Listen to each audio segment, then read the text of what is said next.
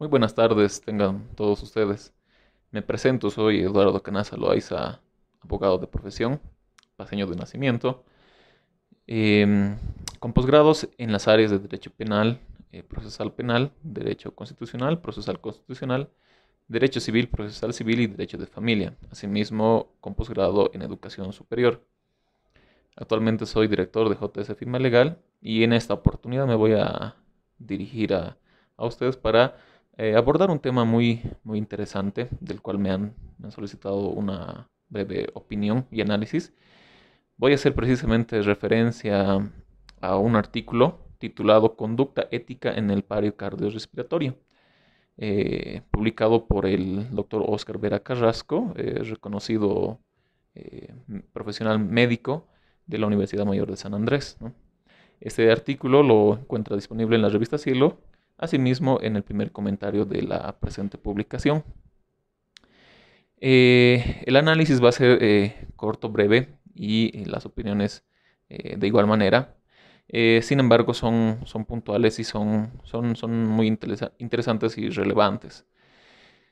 Sin entrar en mayores consideraciones, eh, les reitero, este artículo interesante lleva por título Conducta ética en el paro cardiorrespiratorio. Obviamente referente a los profesionales en el área de salud. En ese entendido, el autor de esta publicación, el doctor Óscar Vera Carrasco, aborda de manera muy interesante, muy, muy práctica, un tema que creo es de mucho interés, sobre todo por los profesionales médicos, ya que creo que todos en algún momento han estado ante una situación de esta naturaleza, ¿no? En cuanto a la atención de un hecho el cual refiere a un paro cardiorrespiratorio, ¿no? En atención precisamente a pacientes que padecen de esto. Hace un análisis muy técnico, muy concreto y brillante a la vez, y entendible desde todo punto de vista, incluso para profesionales que no somos entendidos en el área de la medicina.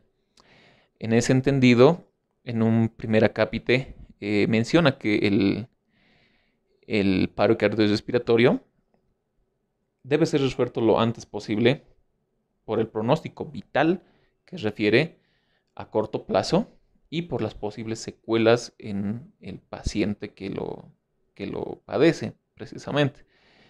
Por precisamente las secuelas que dejan a nivel sobre todo neurológico, ¿no? En pacientes que llegan a sufrir este tipo de situaciones. Em, en ese tipo de acontecimientos, cuando se presenta en una persona un paro cardiorrespiratorio, la posibilidad manifiesta de deceso del paciente es un desenlace habitual. Pero hay casos de recuperación, ¿no? O sea, siempre hay excepciones a la regla. Con un daño relativamente considerable a nivel neurológico, como lo habíamos manifestado anteriormente. Es decir, una persona al momento de sufrir un paro cardiorrespiratorio, sí o sí llega a tener algún tipo de secuelas, ¿no? Por este tipo de situación. En mayor o menor grado, dependiendo, digamos, grado de enfermedad, si es terminal o si ha sido algún hecho reciente, por decirlo así. Entonces hace una diferenciación muy interesante, muy pragmática y te describe de una manera entendible, reitero, a incluso profesionales que no somos en el área, ¿no? En ese entendido, aborda una temática muy particular, el cual refiere a la toma de decisiones por parte del personal en salud, por los profesionales médicos y los que están a cargo, digamos, de estos lugares donde se suscita este tipo de hechos. Pueden ser las unidades de emergencia o unidades de terapia intensiva, dependiendo la situación y el paciente, obviamente, ¿no? ¿Por qué difícil las decisiones? Porque generalmente es al profesional médico encargado y al personal precisamente que está atendiendo a un paciente de estas características que debe tomar una decisión en diferentes niveles y en diferentes aspectos. Por ejemplo, cuando hay pacientes terminales, con enfermedades terminales o pacientes con un diagnóstico no alentador. Entonces ahí entra lo que es la ética de qué es lo que se debe y no debería ser prácticamente un profesional en salud, puesto que la responsabilidad cae sobre precisamente este profesional, ¿no? En- Al momento de hacer una valoración en el artículo, refiere cuatro objetivos fundamentales que se los voy a mencionar. La prevención de enfermedades, lesiones o consecuencias de la salud, o sea, a raíz de un paro cardiorrespiratorio, ¿no? El alivio del dolor y el sufrimiento causado por los malestares. Tercero, la atención, curación a enfermos y cuidados o paliativamente a los incurables, ¿no? A los que padecen ya de enfermedades terminales. Y cuarto, evitar la muerte prematura y buscar una muerte tranquila, ¿no? Ahí se presentan unas disyuntivas en este tema, puesto que obviamente los profesionales médicos, al igual que todos los profesionales en Bolivia y el mundo, son seres humanos, sienten, piensan, eh, tienen aprehensión en algunos momentos o hacen empatía con el sufrimiento de las personas y de los pacientes que atienden precisamente. Entonces, hace una valorización de todos estos aspectos a los cuales se enfrenta un profesional médico y sus colaboradores al momento de afrontar una situación como esta, digamos, en una situación muy complicada que requiere de objetividad, mucha objetividad, pues como les digo, profesionales médicos o no médicos en toda Bolivia y el mundo son seres humanos y sienten, piensan y son capaces de percibir el sufrimiento y hacer empatía con las personas, ¿no? Y eso hace en ocasiones muy difícil que se mantenga al 100% la objetividad, sobre todo cuando hay familiares que están interviniendo de alguna manera o están también sufriendo de alguna manera por un paciente, por decirles, con una enfermedad terminal, ¿no? Entonces, en este último punto, del cual habla de evitar una muerte prematura y buscar una muerte tranquila, hace referencia a la ética, qué es lo que debería hacer profesionalmente y objetivamente un médico y qué es lo que posiblemente no se debería hacer, ¿no? Eh, Reitero, la objetividad es muy variable, no siempre se mantiene, pero un profesional médico es el que tiene una responsabilidad muy alta en cuanto a toma de decisiones. Y las decisiones precisamente, como lo vamos a ir viendo de aquí a poquito, son fundamentales, ¿no? Hay varias preguntas, varias cuestionantes sobre este tema, sobre qué decisiones se debe tomar y por quiénes se debe tomar. En ese entendido, hay otros objetivos manifiestos en ese artículo que son fundamentales, ¿no? Primero, el preservar la vida, obviamente. Todo profesional médico y profesional en salud siempre busca lo que es la preservación de la vida, el cuidado de la integridad física de una persona, de un paciente, ¿no? Entonces, pasa a otro punto, donde habla sobre eh, lo que pasa cuando ocurre en un caso de paro cardiorrespiratorio y de atención precisamente en este tipo de situaciones. El profesional médico está prácticamente obligado a limitar las secuelas y las discapacidades que puedan producirse precisamente a raíz como consecuencia de un paro cardiorrespiratorio, porque como lo mencionamos en un principio, en ese artículo de manera muy brillante, lo describe de una manera tan entendible que refiere, nuevamente les reitero, a una presencia de secuelas en mayor o menor grado, dependiendo del paciente y el grado de enfermedad, a raíz de este hecho, ¿no? De un paro cardiorrespiratorio. O sea, secuelas sí o sí van a haber, en mayor o en menor proporción, eso ya es variable.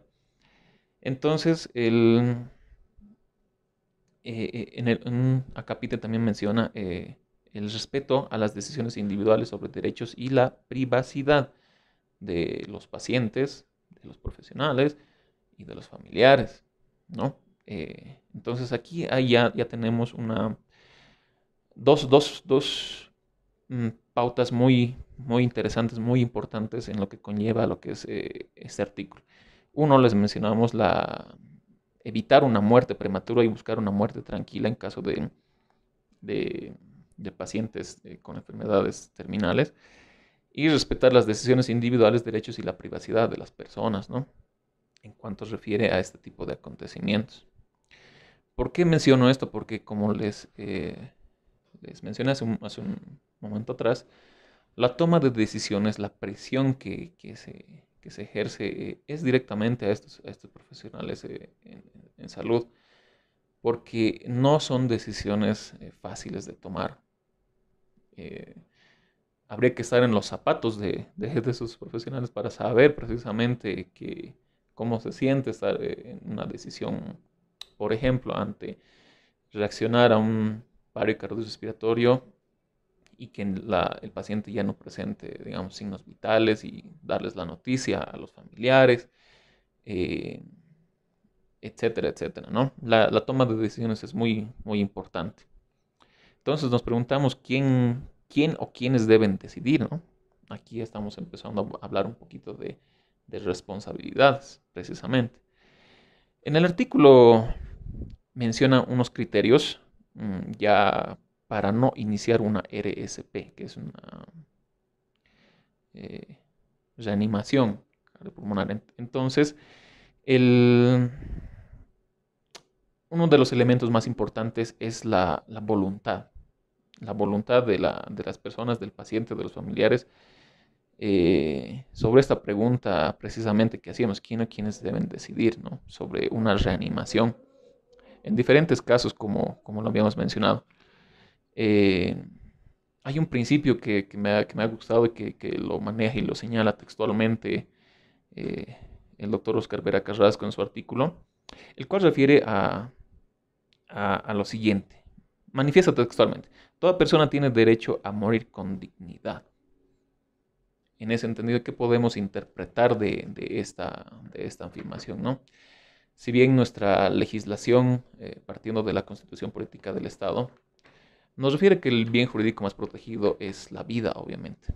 Entonces, ¿no? La preservación, cuidados y todo lo que tenga que involucrar con la vida es menester y es política de Estado, ¿no?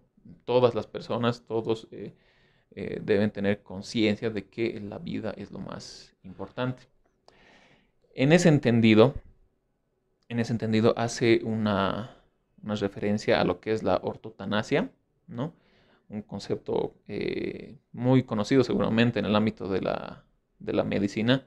Sin embargo, para quienes no tienen el concepto o no conocen el concepto, además de este hay que tener en cuenta tres conceptos fundamentales, ¿no?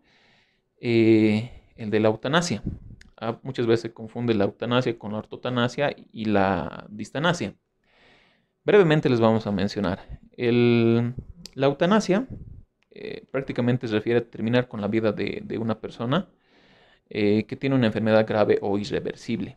Como lo mencionábamos hace un momento atrás, una enfermedad, por ejemplo, terminal, por compasión o por razones médicas, ¿no? Esa es la eutanasia. La ortotanasia, el concepto que hace referencia en este artículo el doctor Oscar Vera Carrasco, es permitir que la muerte, en este caso en un paciente, en una persona que tiene una enfermedad grave o irreversible, sea de una manera que no sufra precisamente este paciente, sin retardar el curso, obviamente, de la enfermedad y por lo tanto tener los cuidados necesarios. En ese entendido, debemos entrar a lo que es el siguiente concepto, ¿no? Que es la distanasia, que es la prolongación innecesaria del sufrimiento de una persona con una enfermedad terminal sin tomar en cuenta la calidad de vida de esta persona, ¿no? Entonces, habiendo entendido la diferencia entre esos tres conceptos y habiendo entendido el concepto precisamente que manifiesta en este artículo sobre la ortotanasia, nos debemos preguntar qué se aplica o qué concepto se aplica en nuestra realidad social, en nuestros hospitales, en nuestros centros de salud. ¿Cuál de estos conceptos creen ustedes que se aplica? Entonces hay una cuestionante que se las dejo para que hagan también un análisis sobre este tema, ¿no? Y la distinción entre la eutanasia, la ortotanasia y la distanasia, ¿no? Entonces es muy importante ver y conocer, digamos, adentrarse un poco a lo que refiere el doctor en este artículo, ¿no? La tremenda responsabilidad y el accionar que se realiza en estas situaciones, en estas lamentables situaciones. Entonces, con un análisis, digamos, ya de lo que es los antecedentes, digamos, que presentan los diferentes pacientes al momento de padecer este paro cardiorrespiratorio y cómo se debería atender o reaccionar ante tal situación, es que sale una nueva cuestionante dentro de lo que es el artículo. ¿Reanimar o no reanimar? Pongámonos en un caso concreto, por ejemplo, y también les comento por conocimiento de causa. Un paciente que está con una enfermedad terminal, que siente mucho dolor, que los medicamentos que le suministran no le hacen efecto, y obviamente se denota el sufrimiento de esta persona, ¿no? ¿Qué es lo que se debe hacer? Ahí la gran pregunta. ¿Qué es lo que deberían hacer, ¿no? Los directamente involucrados? Para empezar, los familiares y los profesionales en salud. Es muy difícil de responder porque a nivel general, porque no todos los casos son iguales. Entonces, obviamente, se deduce que se tiene que hacer una distinción de acuerdo a el grado de enfermedad o padecimiento que referiría a algún tipo de paciente, ¿no? Sobre este tema, ¿no? Entonces, volviendo a tomar el ejemplo, mm, ¿quién debería decidir sobre el hecho de al presentarse un paro cardiorrespiratorio, por ejemplo, una persona con una enfermedad terminal, quién debería decidir si se los reanima o si no se los reanima?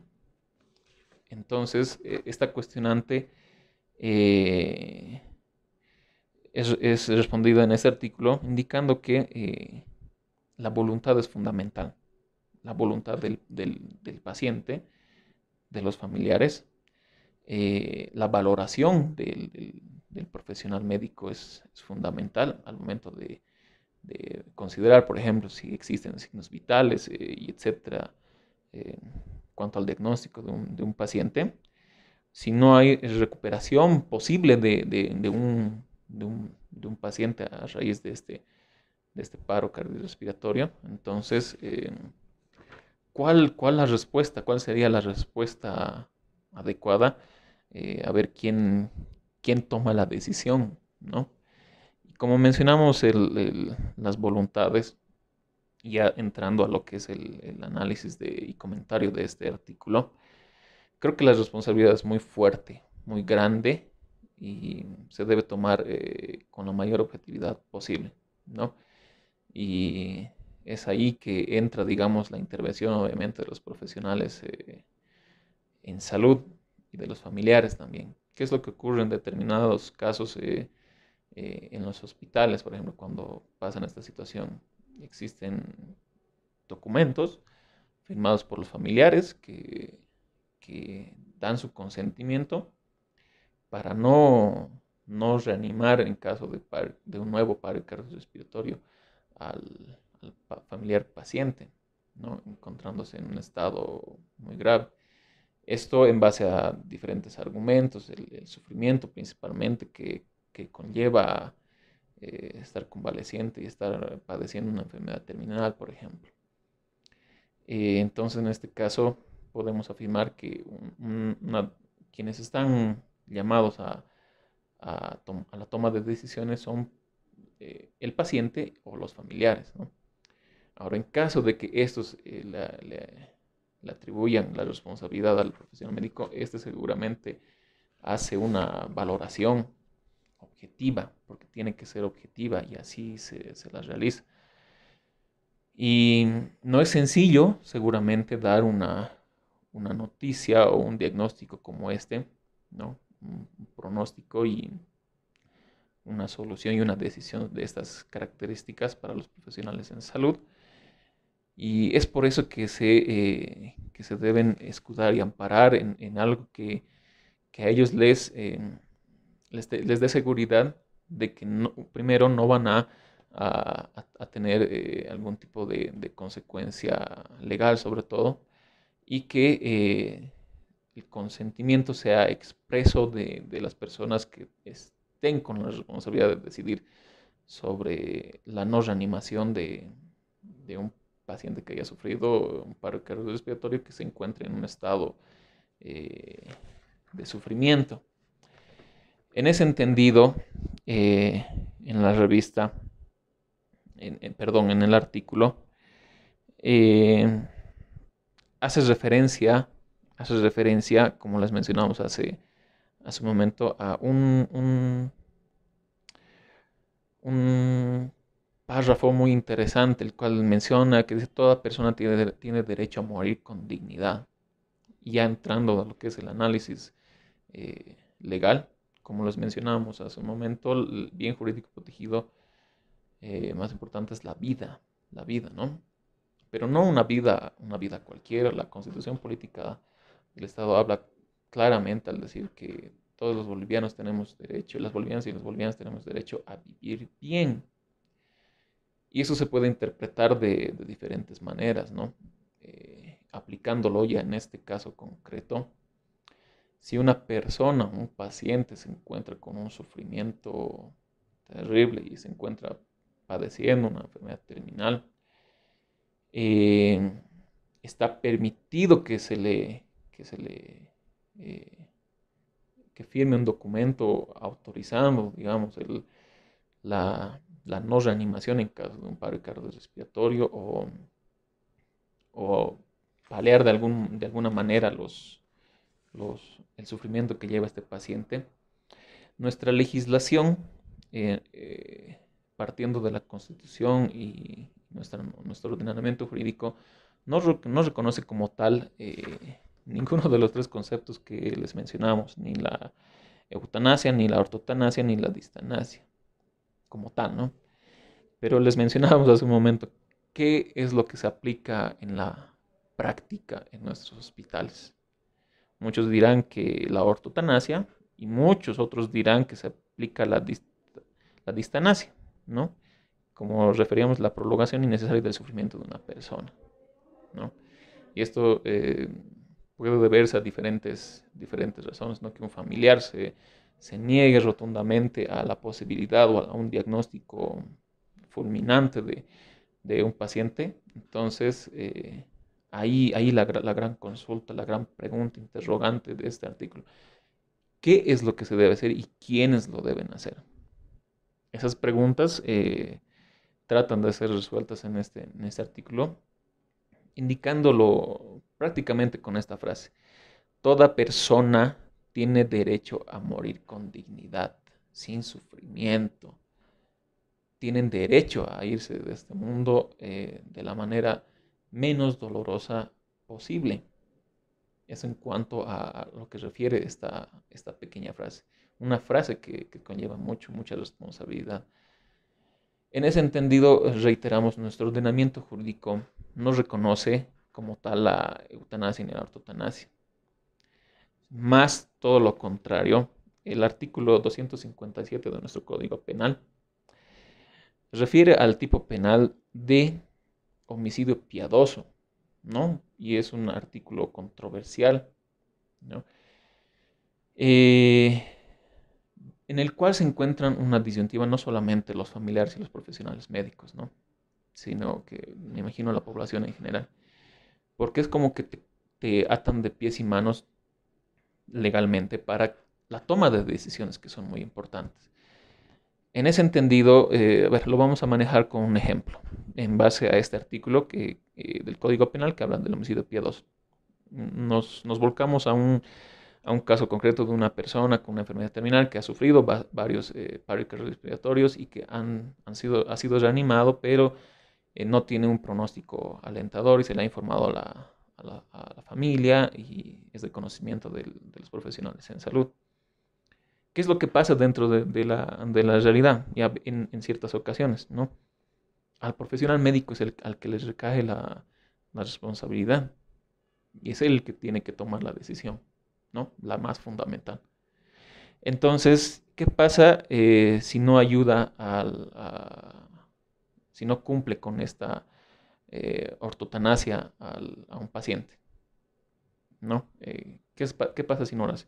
Lo catalogan de cruel, de inhumano, de de que no tiene sentimientos, de que no es un profesional adecuado, ¿no? Hay una serie de calificativos, ¿no? Y por el otro lado, ¿qué pasa si ayuda a paliar, digamos, eh, los dolores y el sufrimiento de una persona de estas características, ¿no? Eh, Puede ser juzgado incluso como, o catalogado como negligencia médica por alguna persona.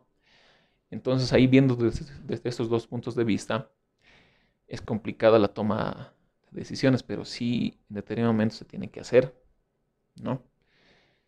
Entonces, ya en la práctica, como decíamos, qué es lo que pasa? Se suscriben ciertos documentos privados en los hospitales.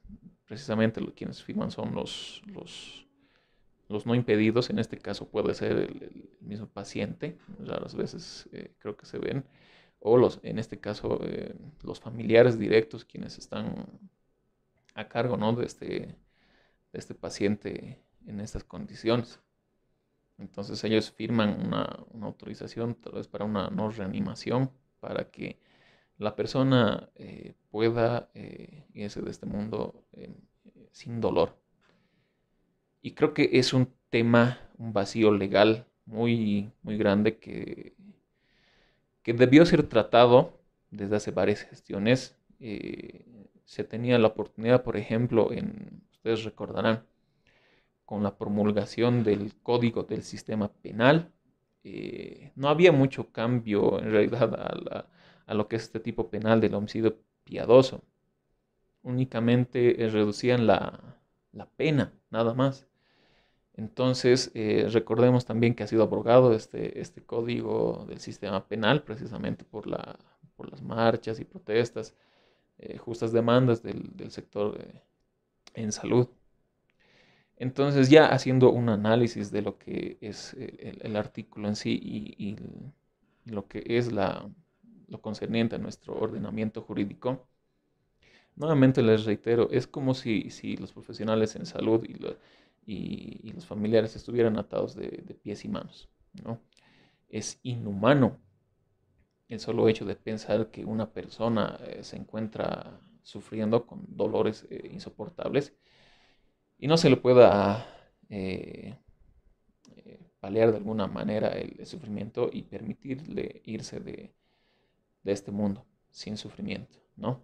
Entonces hay un gran debate para nuestras autoridades, una gran responsabilidad, creo yo, una tarea pendiente para nuestras autoridades, eh, el llenar estos vacíos jurídicos, ¿no? Creo que se debe considerar un derecho la eutanasia y la ortotanasia, que deben estar reflejados en el ordenamiento jurídico boliviano, para que tanto las personas y los familiares y los profesionales en salud tengan la seguridad jurídica necesaria en cuanto a la toma de decisiones, ¿no? Porque como les mencionábamos en el ejemplo anterior, por un lado, si no ayuda es cruel, es inhumano el médico. Si ayuda, entonces negligencia médica.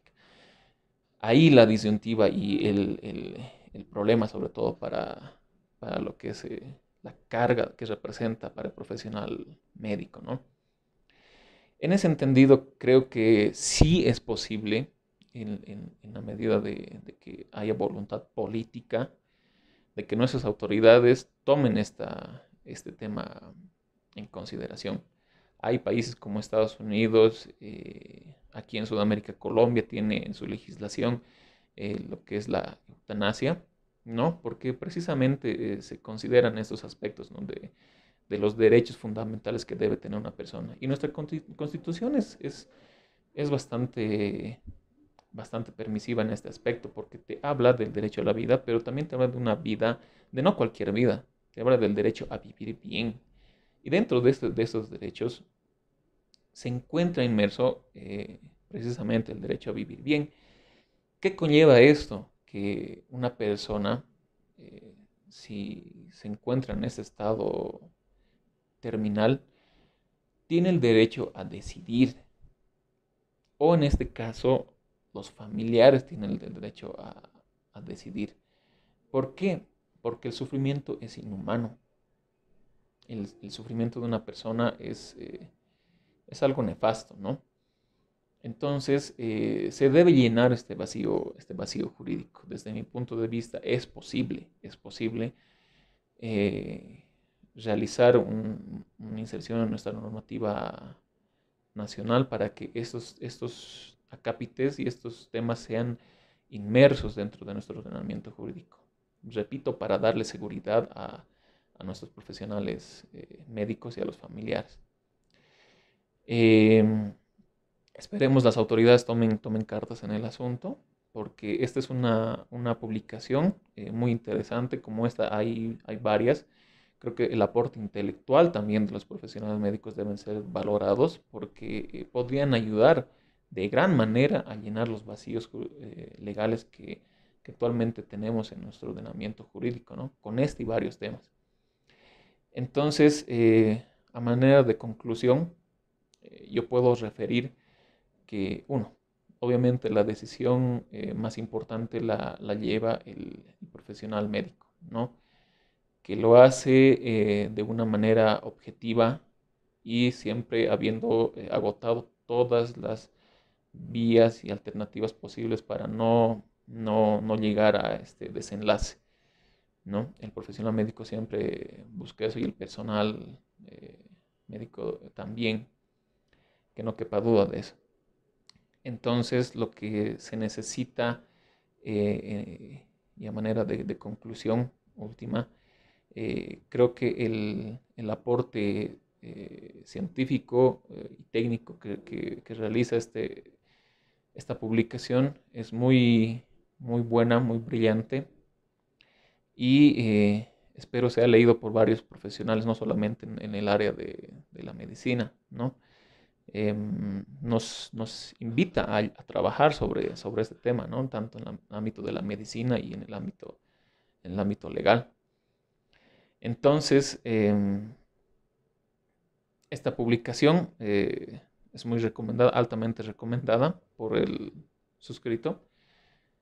Y bueno, a manera de conclusión, solamente incoar, ¿no? Esta pequeña frase que a mí en lo personal me ha llegado mucho: evitar la muerte de una persona, eh, una muerte prematura, y buscar una muerte tranquila, ¿no? Es un derecho, es una pregunta que ya nos hacemos nosotros, ¿no? Es un derecho, el derecho a morir bien, si se quiere entender de esa manera. Entonces, llama a la reflexión, llama a la reflexión este artículo muy interesante, muy brillante, y los invito a que puedan leerlo. Para finalizar, quisiera mandar un saludo a los estudiantes de la Universidad Nacional Siglo XX de la licenciatura en Laboratorio Clínico, quienes, bueno, algunos de sus integrantes han solicitado que el suscrito emita una pequeña opinión sobre el tema. Un saludo a todos ellos, un saludo a la licenciada Wendy Lizarro, a sus colegas, y en general aprovecho la oportunidad para mandar un saludo a todos los profesionales médicos y a todo el personal de salud de todo el territorio nacional, quienes han estado en primera línea luchando contra este enemigo invisible, el cual es el COVID-19. Y bueno, mandarles un saludo caluroso, deseándoles éxito siempre en las funciones que desempeñen, y sobre todo que Dios y la Virgencita los cuiden, porque están dando mucho por su población y por su país. Están en primera línea, están poniendo el pecho a las balas, y es un sacrificio, un trabajo muy reconocido. Muy reconocido, créame, no solamente por los profesionales en otras áreas, sino por toda la población en general. En su escrito se despide de esta manera, esperando mejores días para nuestro país en cuanto a la situación por la cual atravesamos. Y aprovecho nuevamente para mandar un saludo a todos los profesionales en salud. Un abrazo y que Dios los bendiga.